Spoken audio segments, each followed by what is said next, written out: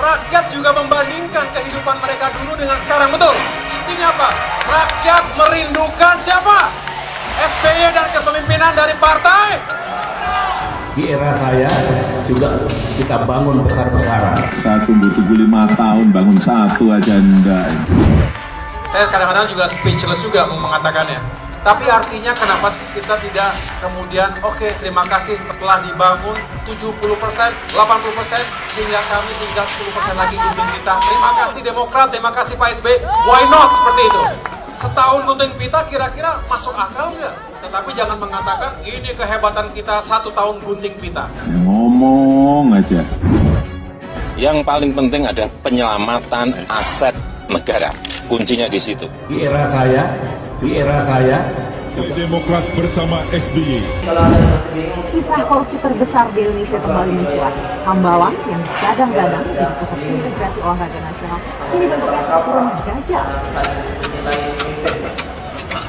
Ternyata diteruskan aja tidak. Demokrat menyarankan menunda pembangunan proyek nasional strategis bukanlah sesuatu yang tabu. Pasca tidak dilanjutkannya akibat tersandung, korupsi proyek ini mangkrak. Di Desember 2011, akibat hujan lebat saat itu, tanahnya ambles dan 2 bangunan ambruk. Infrastruktur pun seharusnya dibangun secara nasional, pusat dan daerah, dan mencakup semua sektor, bukan hanya memprioritaskan jalan-jalan tol. Dulu 10 tahun SBY jadi apa? Infrastruktur, ya kita bandingkan. Sekarang jalan sudah lebih baik.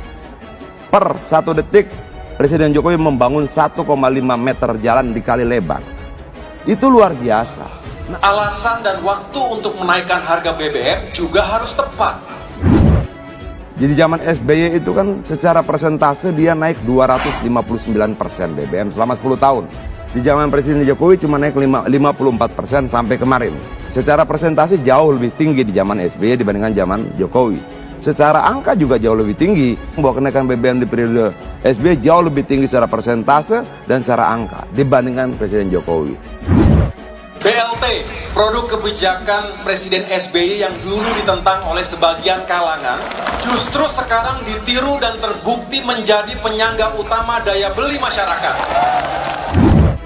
Kalau dibilang niru, enggak lah, beda ya nuansanya. Pada zaman Pak SBY, bantuan langsung tunai zaman SBY itu didesain sebagai sebuah alat politik memenangkan pemilu. Sementara ini kan Pak Jokowi tidak sedang mau masukin pemilu. Ya konteksnya berbeda gitu ya. Demokrat ingin menyampaikan pendapat.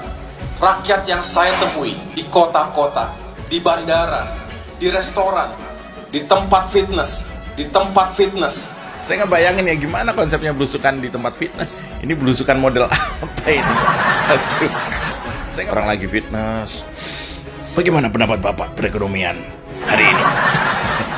Oh gini Pak, saya merasa kesulitan. Belusukan di tempat fitness. Ya mungkin gitu ya. Ini orang lagi angkat beban, ditanya soal BLT. Dan perlu diketahui, minggu-minggu ini kita juga dihebohkan dengan video yang kalian tonton tentang bahwa AHY itu membanding-bandingkan antara pemerintahan Jokowi dengan pemerintahan bapaknya. Padahal yang saya tahu bahwa pemerintahan pada SBY itu banyak sekali program-program yang tidak bisa terselesaikan. Bahwa AHY ini mungkin program di masa ayahnya, tetapi dia menampar muka ayahnya sendiri. Coba contoh di Hambalang, proyek SBY yang belum jadi sampai sekarang dilanjutkan oleh Presiden Joko Widodo. Bagaimana elektabilitas Pak AHY ini naik? Dan bagi saya wajar-wajar saja juga, karena Pak AHY juga siapapun itu pasti ayah kita yang terbaik seperti kata Alim Rahman. Namun di sini bahwa bisa kita simpulkan bahwa proyek-proyek yang sedang berjalan di pemerintahan Pak Presiden Joko Widodo itu sangat luar biasa bagi saya. Dari jalan tol yang tidak sedikit, karena itu merupakan memudahkan bagi masyarakat dalam hal bertransaksi.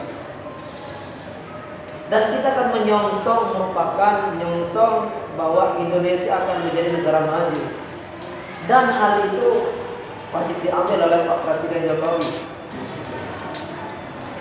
Ketika AHY mengatakan BLT itu merupakan cikal bakal dari bapaknya muncul, kemudian Pak Presiden Jokowi melanjutkan, ini merupakan sistem demokrasi, sistem pemerintahan, bahwa presiden atau pemerintah akan melanjutkan program yang belum terselesaikan dan menyelesaikan program yang tidak diselesaikan, seperti di Hambalang tadi.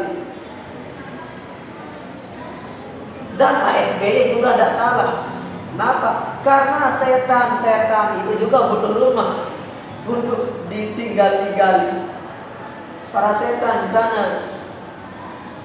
Jadi setan-setan yang ada di Jakarta itu tidak punya rumah. Ya, kata SBY itu kita bangun suatu gedung yang sangat besar, tapi tidak terselesaikan. Nah, disinilah para setan kemudian berdiam di sana. Maka hal-hal pemikiran seperti Pak AHY itu tidak wajar. Kemudian kata Pak SBY akan turun gunung, bahwa saya akan turun gunung karena dia menganggap pemilu besok ini sudah ada kecurangan. Bagaimana dianggap kecurangan? Pemilihan pemilu umum pilpres saja belum, masih jauh Pak, masih jauh. Itu yang dikomentari oleh Pak SBY. Jangan membuat spekulasi-spekulasi yang tidak baik di masyarakat, jangan. Biarkan masyarakat kami itu berpikir hal-hal yang bagus, hal-hal yang baik. Jangan dimasukkan seperti ini, jangan. Karena kita ketahui bahwa banyak sekali korupsi terus dan ormas di masa Pak SBY itu tidak berani mengambil tindakan. Kemudian naiklah Presiden Jokowi yang nyalinya sangat besar, yang berani mengambil resiko yang besar. Dan ini perlu kita tepuk tangan juga. Oleh karena itu, ayo kita melihat hal-hal yang baik dari pemerintahan. Jangan memprovokasi, jangan membuat spekulasi, sehingga nanti masyarakat berpikirnya tidak baik.